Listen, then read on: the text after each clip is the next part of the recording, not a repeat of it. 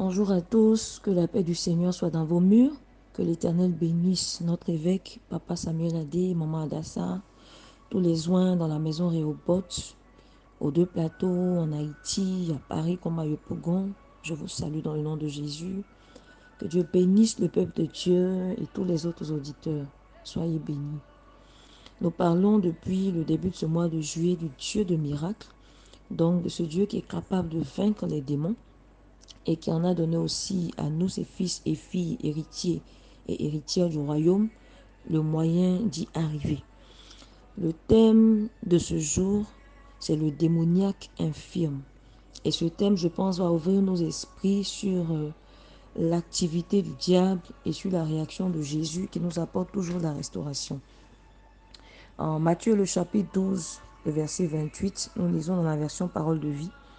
Mais moi, c'est l'Esprit de Dieu qui me donne le pouvoir de chasser les esprits mauvais. Le royaume de Dieu est donc arrivé jusqu'à vous. Et dans la version Louis II, nous pouvons lire « Mais moi, je chasse les démons par l'Esprit de Dieu. Alors le royaume de Dieu est parvenu jusqu'à vous. » Avant donc tout décryptage de ce verset, comprenons ce qui a motivé Jésus à faire cette déclaration. Et donc dans les versets précédents, nous pouvons apprécier qu'il s'agit d'une saison de sabbat où Jésus passe dans un champ de blé avec ses disciples. Et ceux-là donc ont faim.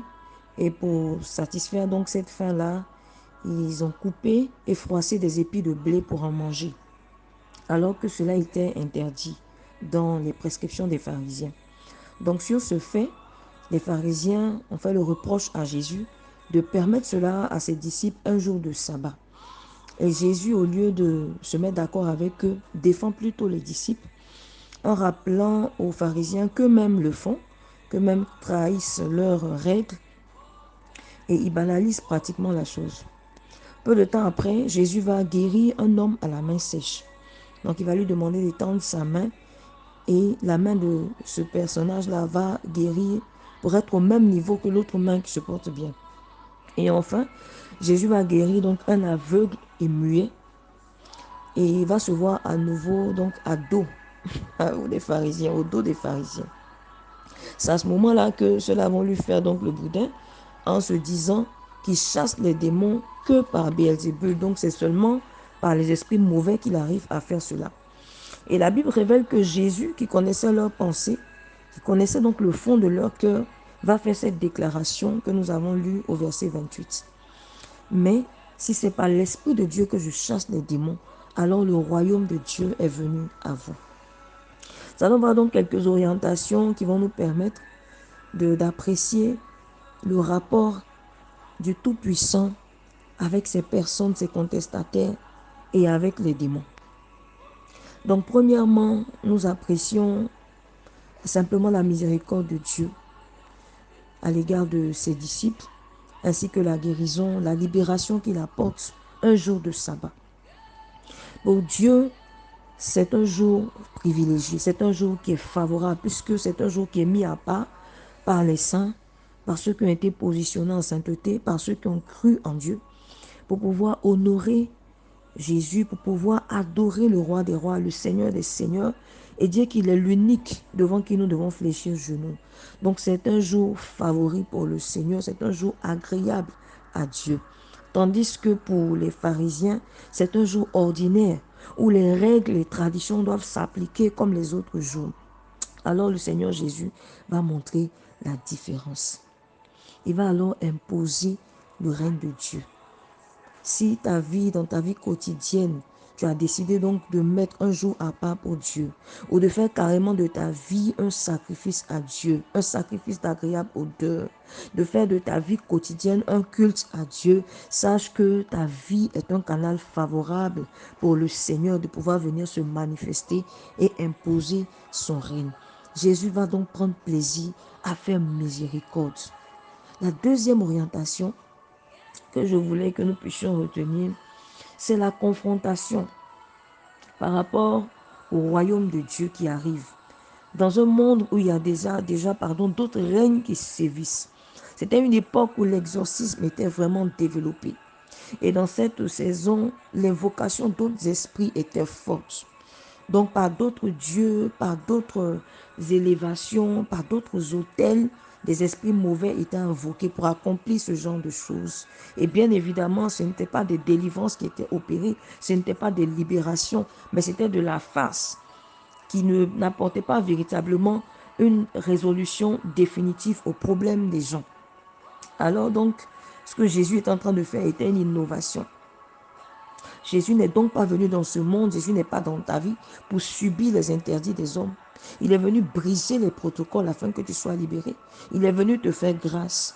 Jésus est venu te guérir de toutes sortes d'infirmités et chasser les démons qui pervertissent ta vision, chasser les démons qui scellent ta bouche pour t'empêcher de prier, pour t'empêcher de témoigner, t'empêcher de proclamer les oracles de l'Éternel. Jésus est venu guérir cet aveugle-là qui ne pouvait pas voir et ce muet qui ne pouvait pas parler. C'est cette œuvre puissante qu'il est venu également accomplir dans ta vie et dans ma vie. Jésus n'est pas limité par les traditions des hommes.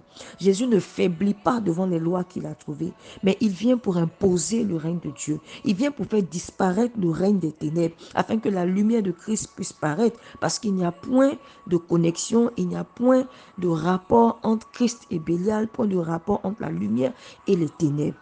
Alléluia. La troisième orientation que je veux donner à ce passage, c'est que l'homme fort dans nos vies est déjà lié. Les démons sont déjà sous notre pouvoir. Parce que la Bible dit que Jésus nous a donné le pouvoir de marcher sur toute la puissance de l'ennemi et rien ne pourra nous nuire dans le nom de Jésus-Christ. Tandis que le sort du diable est scellé. Sa condamnation est éternelle. Jésus est venu nous apporter la vie éternelle. Nous avons hérité du salut. Nous avons hérité de la grâce, ensuite de la faveur et de la gloire de Dieu. La mort et la résurrection de Jésus dans laquelle nous croyons, sachant que le royaume de Dieu est destiné à supplanter le royaume du diable. Alors lève-toi, mon frère et ma soeur, en prière. Prends autorité sur les accusations. Prends autorité sur la maladie. Prends autorité sur cet handicap que tu as.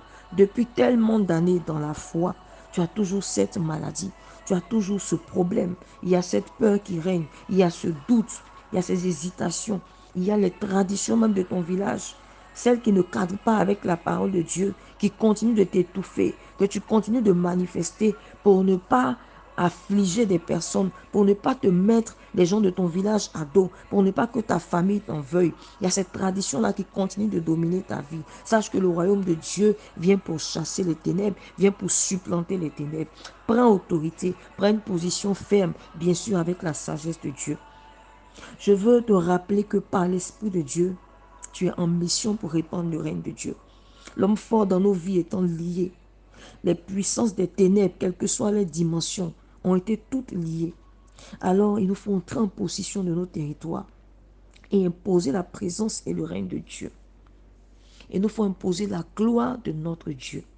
Là où le mal règne, il nous faut imposer l'amour de Dieu.